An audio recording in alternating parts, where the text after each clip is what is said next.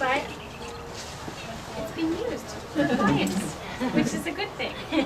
So we improvise, and here we are.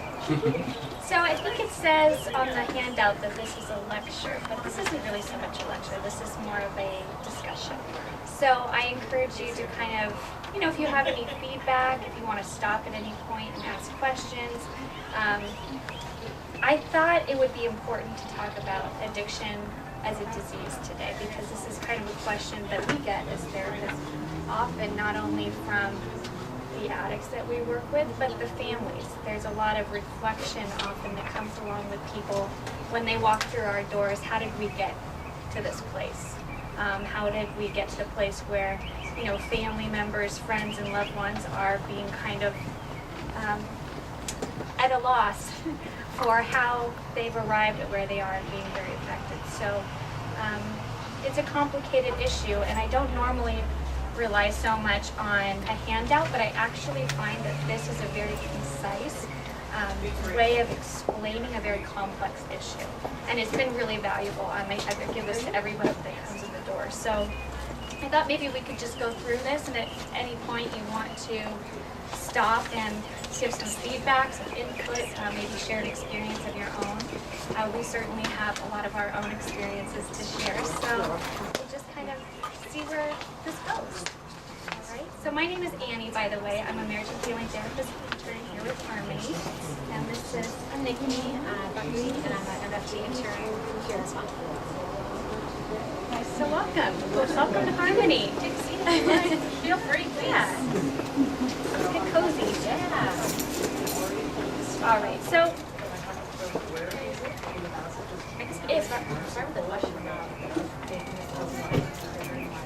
that's a great idea. So, in your experience, do you think of addiction as more of a disease or not? Is this about willpower? Is this about choice?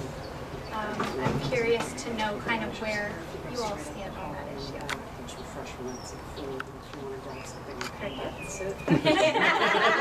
No, I believe especially alcoholism is a disease. Uh-huh. And how have you come to see it that way? Just by my own observation and experience, and I know for me, I have allergic reaction to it. I break out in handcuffs. Exactly. Yeah. Exactly. I certainly. No, but I do have an allergic reaction to it, and it's I know for alcoholism, for me, it's a disease that it makes me want more. Yeah. And then I like what I was just reading in your pamphlet. It makes you lie, cheat, steal, do all these bad things that you don't think you're capable of doing. You don't realize you're doing, and you're kind of stuck in a circle. Right. So. And if it's not a disease, and if it's all up to us, then what message is that kind of reaffirming in our own minds? That we're weak, that we're bad, that we're not good enough. And I think that's where this is really important, to kind of acknowledge the disease model and say, hey, it's not just about choice and willpower. I grew up in the disease. My brother's been a heroin addict for several years now, and in the beginning of my family's journey with him, it was, if you loved us enough, why wouldn't you get well? Why wouldn't you change? And we didn't really understand and have the education around addiction as a disease that I do now. And so when you don't really understand it that way, it's easy to personalize what you go through, not only with yourself or with a loved one. So I've realized that over the years, he's not weak, he's not a bad person, he's not a thief and a liar, but he's sick. And just like any other disease, though, it's treatable. And so that's the other part. It's not a life sentence necessarily in the fact that there isn't something you can do about it just because it is a disease. So let's go through this and see if it can kind of highlight what it is I'm trying to say. When you ask whether it's a disease or not, addiction or let's say, for example, alcoholism, I understand and I know about foster programs. I'm no expert in this area, but I also know that it's called a disease. falling back on writings of Carl Gustav Jung, who, based on his ideas, actually 12-step program, the first 6 tenets were set. He calls any form of addiction, and especially alcoholism, a spiritual disease. It's a longing to connect to the transcendent or circumvent life's problems, or it's a way that the person cannot handle it, so they have to numb themselves. And at the ultimate, it's about connecting to the, not in 12-step language, I would say the higher power, or letting go and letting God, which also, so I would, based on what he's saying, how Jung is saying, I would say it's a spiritual problem. It's a spiritual problem. I think a lot of addicts and alcoholics would probably agree with you. I agree with you. And it is a spiritual problem, but it also becomes very physical. Yes, yes. So I think there are both It's components like there it's that are very almost, powerful. yes. So is it an excuse for bad behavior if it's a disease? Addiction is a disease, and addicts must take responsibility for managing it, just like any other disease. And yes, addicts and alcoholics do bad things, so there's a lot of wreckage that comes out of addiction, but they're not inherently liars, cheats, or thieves. We've learned that addicts' behavior is not a result of poor moral character. Again, I bring you back to that idea of my family wanting to personalize and trying to understand, well, does this make you a bad person? No. We have learned that, we've learned that the addict's behavior is not a result of poor moral character, bad family, personality, ethnicity, or gender. These bad behaviors are symptoms of the disease of addiction. What about the new interesting thing coming out about it being genetically linked, that if your mother, your father, or their parents were addicts in some form, that you carry a specific gene that enables you to not only receive the weakness towards the disease, but eliminates, I mean, there's a lot of interesting things talking about that now as far as it being a genetic situation.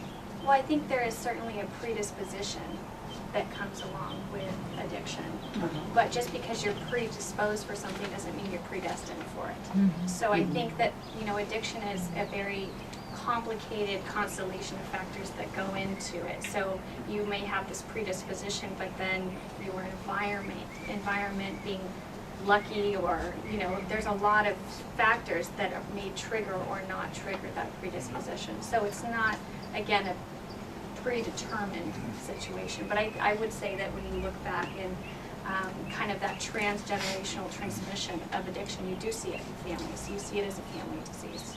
I believe it, because like any disease, my father was an alcoholic, my grandfather was an alcoholic, I'm an alcoholic, my sister's not.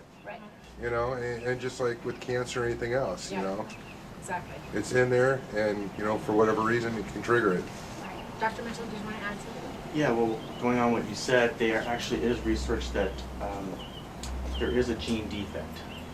And so a person who ends up being an addict versus an abuser. So most addicts, if they actually do the gene mapping, they do show this gene defect. So, but just because you have the gene defect does not mean you're going to be an addict. They have to find that trigger. So is it the alcohol that does it, or is it heroin, whatever? But yeah, they're finding more and more that there is genetically a defect. So they're going to be very more susceptible, and that's why it's so difficult to treat, because it is a problem in their makeup. But like anything, it can be treated, or helped. So absolutely. And often a lot of the dynamics that get created in the disease get passed down through generations. So I think there are some kind of characteristics, personality traits, temperaments that we start to inherit. And you see often in the alcoholic family, there can be alcoholics and then the codependents, right? So we see that each person tends to play a role in the family disease. And so I think that's also part of not only it being genetic, but really just being kind of this constellation of dynamics and behaviors that kind of get passed down over time. We see often poor boundaries, enabling. So, these things, it's not just the addict that needs to get help. Often it's the whole family unit, and that can be can be a challenge to get everybody well. So people argue that addicts have choice, because if someone holds a gun to their head, they're capable of choosing not to use. A diabetic, on the other hand, can't choose to have low blood sugar. It's true that an addict may choose not to use if a gun is held to their head, but this isn't the end of the story. They still crave drugs. Craving is an intense, emotional, obsessive thought process that occurs in addicts. It does not occur in non-addicts and is involuntary. Craving is the most fundamental aspect of addiction. It isn't possible to understand addiction without understanding craving. Craving impairs the addict's ability to exercise choice. So yes, the addict does have choice to use, but once using has happened, often we lose choice. So what do we mean by the word disease? A disease is a defect in a body organ that leads to symptoms, and the symptoms we talked about earlier. In addiction, the organ that is defective is the midbrain. The midbrain handles most of our basic survival drives. It acts to save an organism's life. Our emotional responses begin in the midbrain. It is the automatic here and now, eat, kill, sex, do whatever it takes to survive part of the brain. And I think that's really what we see functioning when someone is really in the throes of their disease. So that's the person that is lying and stealing and cheating and manipulating. Their attachment to others, their morality is really questioned and almost shuts down in the prefrontal cortex. So, when my dad, he was an alcoholic and there was no relationship there, and I always thought, like, what did I do? How come I'm not good enough? How come I'm not enough for him? And it was because his prefrontal cortex had shut down and his midbrain was all that was really functioning. So all he cared about was getting more alcohol. And so that's kind of where that detachment comes from, that you feel from addicts and alcoholics. And it hurts us, it's very hurtful. So it's important to understand their disease and that it's not about you. I have that image in my head, kind of like the addict is driving from the back seat instead of the front seat. And as we start to gain more time in sobriety and treatment, we start to kind of jump from the back seat to the front seat again. And that would be the frontal cortex, which is conscious thinking, deliberating, the moral part of our brain. Is that part of the Korsakoff syndrome? I am not sure. My mother had Korsakoff. She drank herself into insanity. And so when you say the front cortex, I think you're talking about, they call it, on the street they call it wet brain. Right. And when you drink so much that you are unable to have any conscious thought at all. Right. And my mother was a substance abuse counselor and a nurse for 33 years. So when you say that, I've been reading that all my life, so I thought nothing was really wrong with her. But then when she was diagnosed with that, you never see that anywhere, Korsakoff syndrome. No, I've never heard of that. Or wet brain, Right. which is alcohol wet brain, Right. until they start to not be able to eat and remember to use the restroom, and it's a form of Alzheimer's. So in healthy brain, the frontal cortex exerts over the midbrain. In addiction, the midbrain becomes more powerful than the frontal cortex. So the survival drive wins out, even when things and people that used to be deeply emotionally, even spiritually meaningful to us. This can lead to shocking behaviors, the symptoms of addiction. So this is a little bit that predisposition. While genes do predispose a person to addiction, they do not in and of themselves cause addiction. These genes must interact with the environment in such a way to cause addiction. What is the environment? What is in the environment which turns on the genes to cause addiction? Stress, severe stress by trauma, undiagnosed mental illnesses, or the severe stress that may be caused by the drug itself, producing a defect in the midbrain that leads to addiction. Later, Gina was, I'm not sure if she's still going to be doing it, but she wanted to talk a lot about, how trauma and addiction often go hand in hand. And trauma may not always come before addiction, but often in addiction there's a lot of trauma that is created. So it becomes kind of this spiraling effect that tends to snowball. These stressors, if they persist long enough, can cause chronically elevated levels of stress hormone, so corticotropin releasing factor, CRF. This sensitizes the stress system in the midbrain, and the midbrain interprets the stress not just as unpleasant, but as an actual threat to survival. So again, we're functioning in the midbrain. This is life and death. So all the people that we love, all the people and all the things that we once cared about, we don't see that anymore because our midbrain has taken over and we're in kind of survival mode. So we're lying and cheating and stealing and manipulating, anything to get the drug. Exactly. Severe stress changes the midbrain. It causes the dopamine system in the midbrain to fail. Dopamine is the chemical the brain uses that allows us to feel pleasure. So severe stress causes the dopamine system to fail and the pleasure sense. Normal pleasures and thus normal releases of dopamine are not enough anymore for the stressed person to feel pleasure. So there's no relief from the stress. The person's midbrain can no longer derive normal pleasure from normally pleasurable things. And this is often, what is so difficult about recovery too, because it takes the brain so much time to get back to its normal levels of dopamine, what the person was once able to do for themselves before the midbrain kind of took over and the disease took over, they can no longer do for themselves. So you often see those heightened levels of anxiety, depression, set in.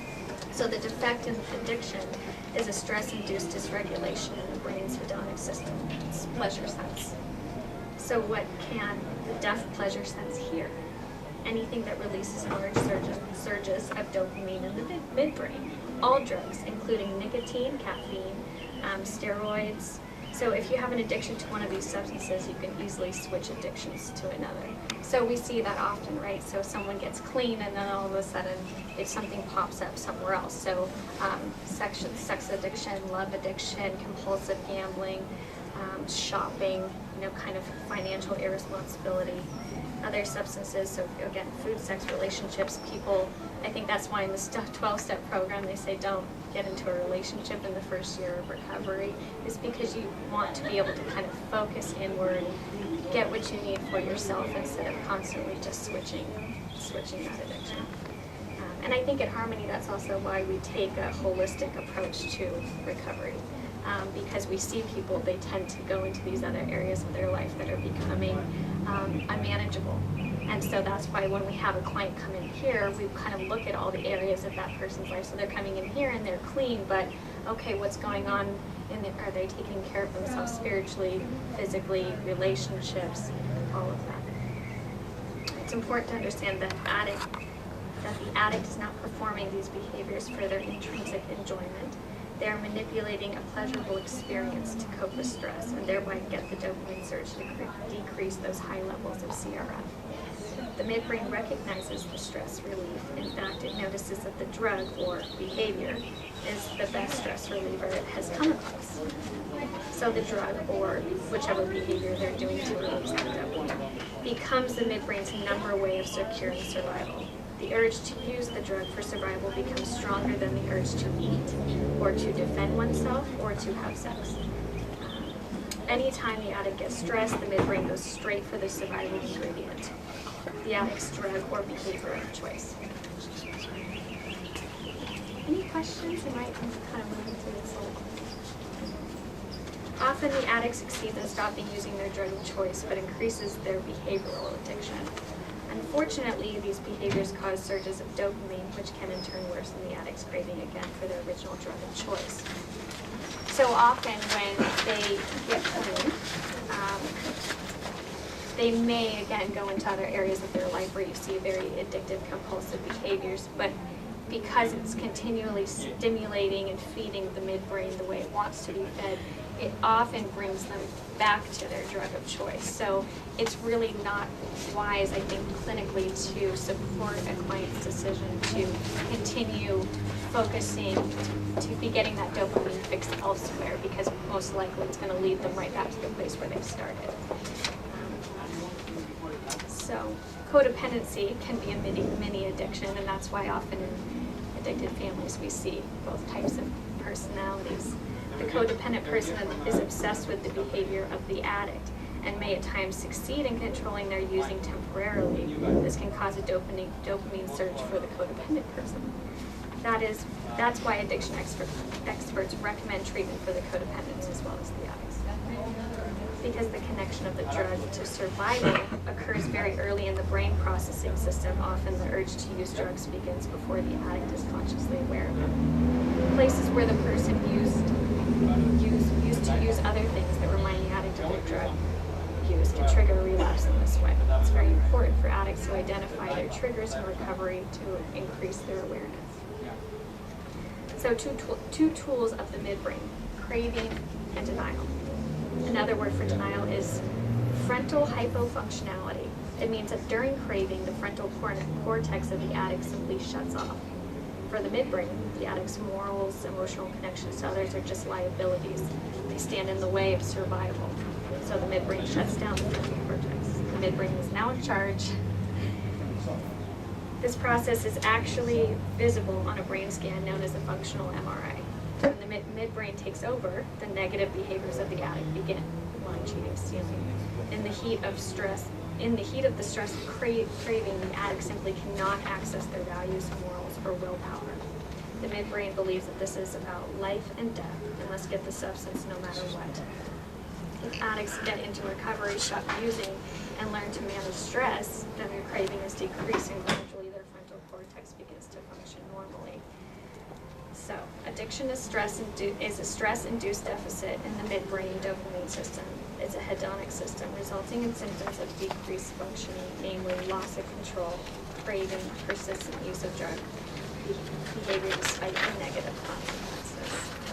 So that was kind of a mouthful, but I find that these 3 pages are obviously oversimplified, but I find that it's a useful tool to simplify the best we can a very complicated situation. Of course, addiction looks different for everybody, every individual, every family member, but there are some basic tenets here. Actually, I think what's going on in the midbrain of an addict is really important. And when we have a client come through the door, I think this educational piece is really important, because there's a lot of guilt and shame that comes along with some of the wreckage that can be created in the disease, and perhaps to take a little bit of the pressure off themselves to do it all on their own, because that's often very difficult. Thank you all for sitting here. Thank you. Coming to Harmony and listening. Any questions or comments or reactions? Yeah, codependence, is it you find a higher percent in men versus women or vice versa? You know, I find it pretty across the board. Probably see a percentage of alcoholism in the United States Yeah. and go get their children and you'll find the codependents. Yeah, I mean, I think that as mothers, Yeah. you see it's more obvious. I think that often in fathers, husbands, it's a little bit easier to hide it. It can be more subtle, but often there's those enabling behaviors. So, you know, I would like to, I'd say it's maybe slightly more women, because women are kind of raised to be the nurturers, and so they don't always know where to draw the line between mothering, nurturing, and codependent behavior. Right. But you know, we I have just a wonder if lot there's of any men. data on that. Oh, I'm not sure. I mean, I see it functioning in yeah. the I have a family. question. Yeah. You really offer a lot here, and this is wonderful what you guys do here, and Thank you. I promote you all the time. My question is that in the inner city right now, there's more men in prison with addiction issues than there are the same minority men in college. Right. More men in prison, percentage-wise, than in college.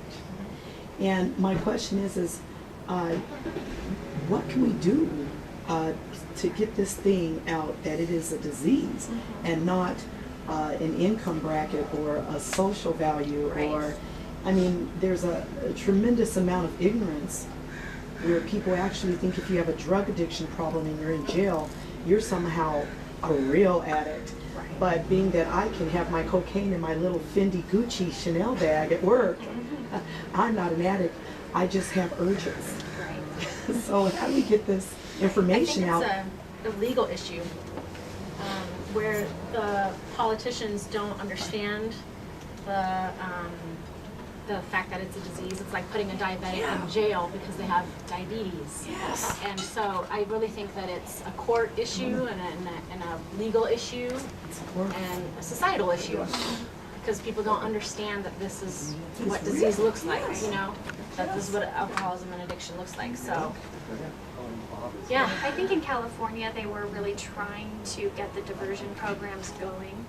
But again, I feel like even those programs really fell short to meet the needs of the addict. I think it was more punitive. Well, there are some prisons that are starting to have professionals like yourselves come in. And I believe it's at a rate now of 20% of the addicts in the United States that are in prison behind bars, 20%, only 20 are getting treatment or getting some form. And so there's somebody's listening to all of this. Well, and there's a serious issue also with the med problem in these jails. So a lot of people, when they go through recovery, actually will get out of recovery and they'll still have pending legal problems to deal with. So we've heard of, we've had clients that have come through, they've gotten clean, they've done the work, they've gotten well, but they still have to go into jail for 40, 60, 90 days. And they're getting strong, that frontal cortex is starting to take over control, and then they go to jail and they can't get there. And if they're on an antidepressant, depending on how long they were using for, you have to start coping differently in jail than you are out in society, which we're trying to, foster that. Right. So it's a big. And if there's Plus, I mean, the jail underlying mental system illness. too, I've Yeah. talked to a lot of people that have been to prison, and Yeah. you can do drugs, you can Yeah. drink, it's Yeah. all available to you there. Yeah. That's Yeah, it. and I mean, to add to that, it's obviously, I think everybody, the politicians themselves know the system doesn't work. They're putting an addict in jail and then putting them back on the street. They're just going to repeat offend. I mean, there's Exactly. But the transition it's a slow process. There's so much bureaucracy. Trying to offer these people instead of jail, getting them therapy. Well, who's going to pay for the therapy? Yeah. And that's where the problem is. It's more of a bureaucracy problem because the research is there. I mean, Yeah. they know, but it's the funding, it's all that stuff. So to try to educate people, it's very difficult. It's But yes, very- it is a very sad. disease, and taking it, plus as a person that gets arrested for possession or whatever, putting them in jail, you're not helping them at all. And the That's the amount of problem. money it takes per year to keep an inmate in jail for a year.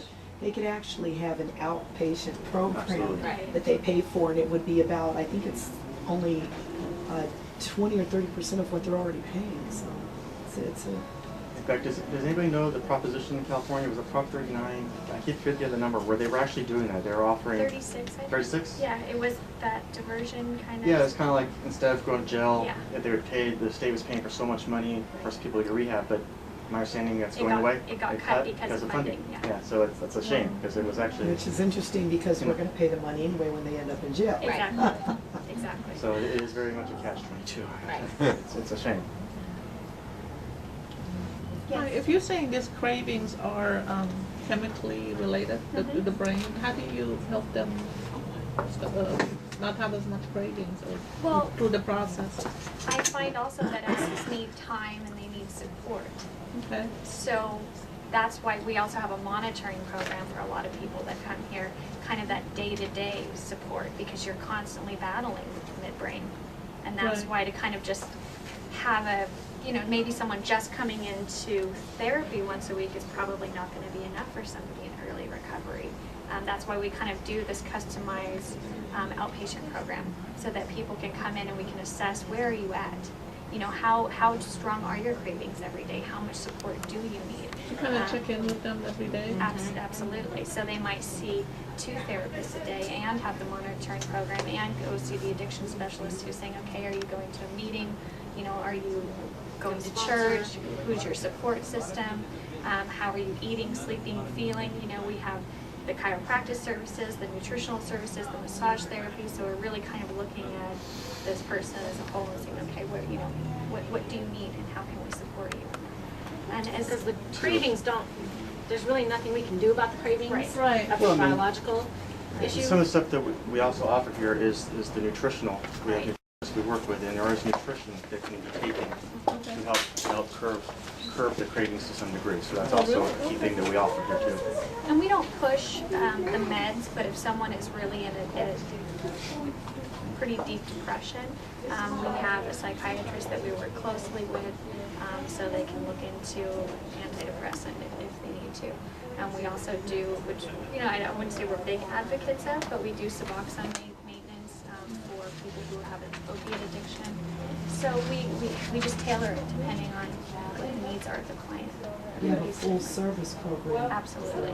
And the nice thing is, since we all work together, the communication stays between harmonies. So each Friday we get together and, you know, we talk to everyone involved and say, okay, what's your prognosis for the client, what they need in the following week? And we just tweak it, just take it from there. That way we don't have to try to get the release from this person and that person and that person, and then it's like so complicated. That's why we try to keep everything. You have a nutritionist here also, because addicts go through a tremendous amount of, they deplete their body of Oh so my much gosh, over yeah. there. Oh. And then you see the sugar intake and Yes. the caffeine and the cigarettes. Yeah. I remember watching my mother come down, and she could go through maybe about 3 pounds of chocolate in Yeah. less than 7 hours. Yeah. We should just keep eating it so that, Dopamine fix. exactly.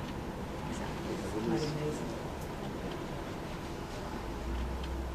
Any other questions, comments? I did have one other question. I read some, I don't know if it was research or an article, something talking about, the article is about the Mormon community in the Utah area. Of course, part of their religion is not to drink. So you could go a couple generations of somebody that's never even tried alcohol, and yet then you get a great grandson that's an alcoholic, and they had no warning. I heard a couple people here mention that, oh, my parents or whatever. So you kind of had a warning, but these people had no warning until it was like 3 generations that nobody drank at all, and And that they're completely unequipped then to gene deal got with. passed down. So I just wonder if you'd had any experience with that, or seen any research, or I worked with clients that was almost exactly yeah, the yeah. case, and their parents and the grandparents were totally at a loss in how to deal with their son, Yes, because it was so foreign to them. But right. isn't that considered a Jack Mormon? Jack Mormons are out there. I have friends that are There. Mormons that drink. Yeah, there And are so, your hidden but jack. it's all, Right. they find a way to. Oh, right, yeah. The younger generation that drank obviously They- wasn't the Everyone- wasn't Mormons doing are out what there it. now, but they do. This is Dr. Cormier. He Yes, also works hello. with us. Hello. Yeah, so, and that's why, you know, the family component is so important. And that's, again, when we have a client come in, we all ask them, are there any family members that you think would be important for your treatment? Just on June 9th, we're actually going to be doing a family intensive workshop. So anybody who wants to kind of bring the family into their treatment can do that. And it doesn't have to be for addicts either. It Yeah. can be any type of family issue. Yeah. I mean, that makes sense. Is there a test you could do? I mean, somebody that because of religious reasons never had a drink in their life, to be able to give them a test and say, you know what, if you ever did, you'd probably have a huge problem. Well, there's what we call a dry drunk, and somebody can have never touched alcohol or never Okay. touched a drug, and yet have all the characteristics of an alcoholic. Oh, okay. Isn't a dry drunk also considered someone that has been possibly sober without the 12-step program that stays in the same patterns of Sure. alcoholic? And that's where the term is. So that's basically just a sober person and not It's somebody like- in recovery. Right. There's a big difference between Right. somebody who just got sober and somebody who's working 12 steps. And there are people that choose not to go with therapy, and they choose not to go with 12-step, and they never really get better. They just don't drink anymore. Right. That's Right. a whole And then you nother- see them kind of being very codependent often. And then that's when the code begins, exactly. Good question. Good question. Are you Mormon? My wife is. Somebody's Mormon. I feel somebody's Mormon. I got it. I knew that. So she doesn't have any caffeine at all. No, She doesn't drink even Coca-Cola, no, she drinks that Coke. So but not with the caffeine in it. yes, she does. She's she's a Jack Mormon. Well, see, that's one of no, she's told me, actually, Joseph Smith, who started all this, said Yeah. about hot drinks. They didn't say Said anything that you about could have that. Diet Coke. So they, They had Diet Coke back there. yeah, there are a lot of lawyers in They had a the divine, loophole. they actually had a divine intervention. Yeah, They had a divine There you intervention go. a few Yeah, times. so, yeah. There's a loophole in there. Yeah, exactly. Loophole. But tell her I'm happy to be invited. 20 years ago, they allowed minorities to come into their church, and so I'm telling her, I'm not a Mormon, but it's nice to know I'm welcome. And do they marry non-Mormons? What's that? No. Mormons marry non-Mormons? No, you have to Yeah, convert. we're married. Yeah, so, We didn't You get, convert? did not get married in a temple. Right. That's Oh. a different. Yeah, that's. So, but they get married. yeah, so some Mormons would consider us not really married, I don't know if you but, should tape this part. but legally, this is the in the state of California, we are. So technically, you don't have to wear the white sleeve like your No. wife does. She And I wears know it- Fareed from Starbucks, so And so there's she- the irony of it. and so she- That's why I go to Starbucks. My wife doesn't. Does she drink wear it? coffee. Does she wear her spiritual garb every day? Yeah. And so, do you feel that being that you weren't converted in the temple, they don't think you're going to be with her in the afterlife? Right. You know what No. that means? You're going to have as much caffeine as you want. Oh, and trust me, he does. Yeah. And I gotta go see. All right, guys. Thank you so much. Thank you. And I hope it was, yeah. And keep this. I find, I don't know. I like to just keep this handy with me.